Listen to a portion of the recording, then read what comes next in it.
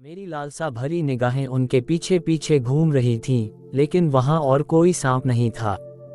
जय, मेरे कमरे में किसी को आने की इजाज़त नहीं है, लेकिन कभी कभी सायरा को भी नहीं आने दिया जाता। मुझे पढ़ाने के लिए जो तैयारी करनी पड़ी उसमें मेरे गुलाम जिनकी मदद शामिल थी और जिन किसी के सामने प्रकट नहीं हुए। जाकर ड्राइंग रूम में बैठो, उसने ये सब कुछ नर्म लहजे में कहा, लेकिन उसके स्वर में आग उसके चारों ओर महसूस की गई। मैं तो बाहर आ गया, लेकिन मन में विचार आया कि ताई का व्यक्तित्व बड़ा रहस्यमय है। हालांकि उन्होंने इस बात को कभी नहीं छुपाया कि वह एजेंट हैं और कई दिग्गज उनके कब्जे में हैं। बाद में मैंने उनसे एक बार पूछने की कोशिश की कि उस दिन ताई जान।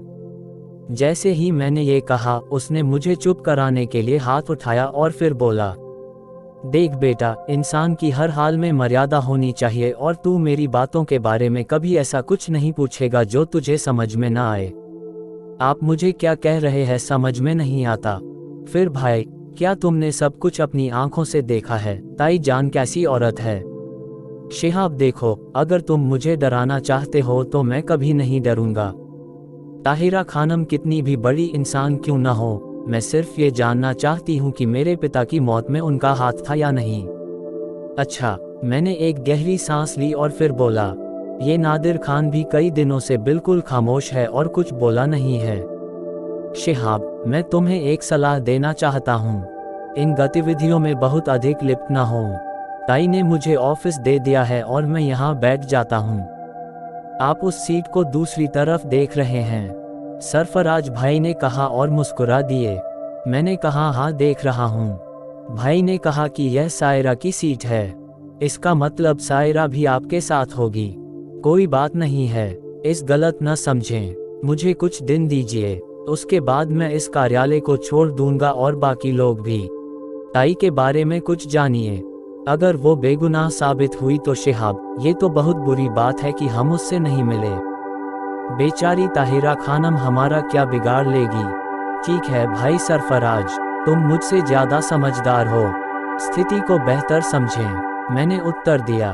फिर मैं इस कार्यालय में काफी समय तक रहा।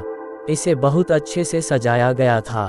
सरफराज भाई ने मुझे एक बार भी नहीं बताया कि मेरी डेस्क इस ऑफिस में कहाँ होगी। उस रात जब मैंने मम्मा से इस ऑफिस का जिक्र किया और सारी बात बताई तो मम्मा भी हैरान रह गईं।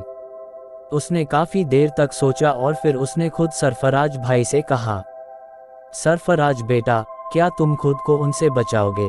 सरफराज भाई ने कहा, मामा, आपके बेटे अब 6 साल के नहीं हैं, दुनिया को अच्छे से देखा है।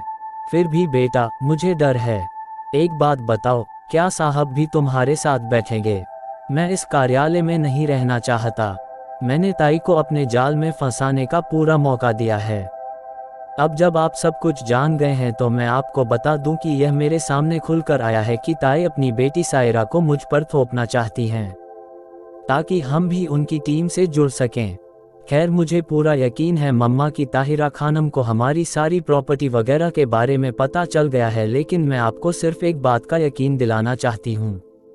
वह ये है कि हमारे मूल दस्तावेजों पर कार्यालय में नाम निशान नहीं होगा। थोड़ी समझदारी हमें भी है। ईश्वर आपको और सद्बुद्धि दे। जरा ध्यान रखना बेटा, आप संतुष्ट रहें। मम्मा, आप पूरी तरह से संतुष्ट रहें, सरफराज भाई ने दिलासा देते हुए कहा और मामा चुप हो गए। किसी कारण से मेरे हृदय में चिंता की लहर उठ गई थी। ताई के रहस्यमयी चरित्र से मैं अच्छी तरह वाकिफ था। जाहिर है, वह जो कुछ भी थी, उसकी बेटी हो सकती थी। मैंने सायरा को भी बहुत करीब से देखा था। मुसूफा ने फौरन अपना अंदाज बदल लिया था। यकीनन सरफराज भाई को दोनों ही मुझसे ज्यादा आसान शिकार लगे होंगे, लेकिन सरफराज भाई बड़े आत्मविश्वास के साथ अपना काम कर रहे थे और उनके अनुसार ताई तक पहुंचने और स्थिति का वास्तविक अंदाजा लगाने का मौका पाने के लिए ही उन्होंने सायरा की नज़दीकियां हासिल की थीं। नादिर खान से कई दिनों से मुलाकात नहीं हुई थी और कोई उल्लेखनीय घटना नहीं हुई थी जिसे कोई महत्व या दर्जा दिया गया हो। कॉल गखरवाली राइस मिल के मैनेजर का आया था। उन्होंने कहा कि नई फसल का धान तैयार है, इस बारे में कुछ निर्णय लिए जाने हैं।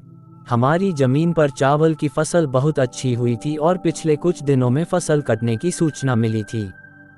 फसल देखने के लिए हमें भी बुलाया गया था, लेकिन इन दिनों यहाँ काम चल रहा था और सरफराज भाई और मैं दोनों अपने अपने काम में लगे हुए थे। सरफराज भाई की सलाह पर मैं कैसर खान को लेकर गखर गया। मेरे भाई ने मुझे अपनी कार दी। दूसरी गाड़ी लेने का भी फैसला हुआ ताकि सरफराज भाई अपने काम में लग जाएं और मैं अपने काम में। मैं कैसर खान को लेकर गखर पहुंचा। यह एक अच्छी जगह थी। एक छोटा सा गांव और एक छोटा सा शहर था। राइस मिल के मैनेजर ने हमारे ठहरने की बहुत अच्छी व्यवस्था की थी।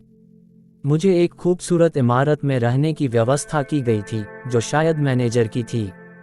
इसी इमारत में कैसर खान को एक कमरा भी दिया गया था जो भूतल पर था। ऊपर की मंजिल से दृश्य बहुत अच्छा था। हमारे कई गोदाम चावल की फसल से भरे हुए थे, जिसके बारे में प्रबंधक ने हमें सूचित किया था। मैनेजर रात 12:30 बजे तक मिल की विभिन्न गतिविधियों के बारे में बताता रहा। फिर उसने अनुमति मांगी और मुझे अलविदा कहकर कमरे से बाहर चला गया। मैंने अपने कपड़े बदले और पिछली घटनाओं के बारे में सोचते हुए बिस्तर पर लेट गया। इतनी सारी जमीनें, संपत्ति, चावल मिलें और प्लाजा। पापा हमारे लिए इतना कुछ छोड़ गए थे कि उसे संभालने में काफी समय लग गया। सोचते सोचते अचानक मेरी नज़र कमरे की खुली खिड़की पर पड़ी और एक पल के लिए मेरा कलेजा मेरे गले में उछल गया।